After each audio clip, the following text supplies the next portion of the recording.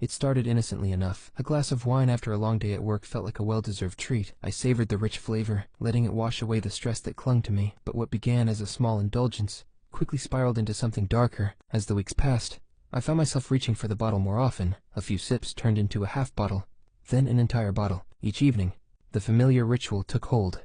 Pour, sip, forget. The warmth spread through me like a comforting blanket, dulling the sharp edges of my thoughts and memories. At first, I convinced myself I was just unwinding. I'd tell myself that everyone needed a way to cope. But deep down, I felt the creeping shadows of something more sinister lurking in my mind. The bottle became my refuge, my escape from a life that felt increasingly unbearable. I started to lose track of time.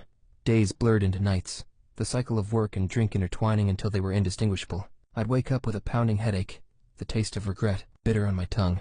Yet, by the time evening rolled around, I found myself pouring another glass, eager to numb the pain of the previous day. One night, I stared at the empty bottle on the table, the remnants of my escape pooling at the bottom. A hollow laugh escaped my lips as I reached for another. "Just one more," I muttered. But deep inside, I knew it was a lie. The room around me seemed to shift as I drank, shadows flickering in and out of existence. My thoughts became fragmented, swirling like smoke in my mind. I tried to focus on something, anything, but the bottle called to me, a siren song pulling me deeper into its depths. Friends began to notice. Their concerned texts and phone calls grew more frequent. I'd brush them off, assuring them I was fine, that I just needed some time. But their worry only fueled my desire to retreat further into my own world, where the weight of reality couldn't reach me. One particularly bleak night, I found myself alone in the dim light of my living room, the silence heavy around me. I poured a glass, the liquid glimmering in the low light, and took a long sip. As I set the glass down, I caught a glimpse of myself in the mirror across the room. The reflection stared back, eyes hollow, skin pale, as if the life I once knew had been drained away. It struck me then how much I had changed. Friends faded from my life. Family gatherings turned into awkward silences. I was a ghost, haunting my own existence.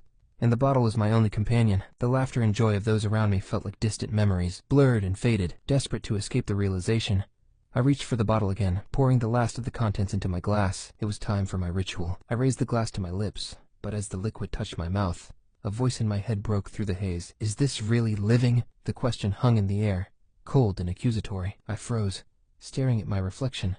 Was this what I wanted? Was I willing to let this bottle consume me completely? Suddenly, the room felt suffocating. I dropped the glass, shattering it on the floor. The sound echoed, a sharp reminder of the mess I had created.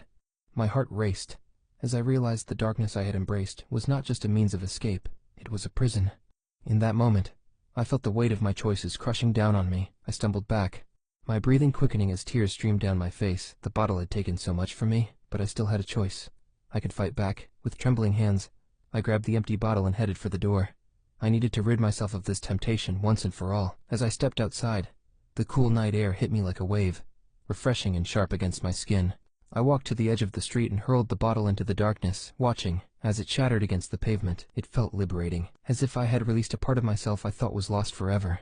But even as I stood there, a small part of me still craved the comfort of the drink, the easy escape it provided. I knew the battle wasn't over. The shadows lingered, whispering promises of solace and forgetting. I took a deep breath, steeling myself against the pull. I would face the struggle head on, reclaim my life, piece by piece. I didn't know what the future held, but for the first time in a long while, I felt a flicker of hope, an ember waiting to be stoked back to life.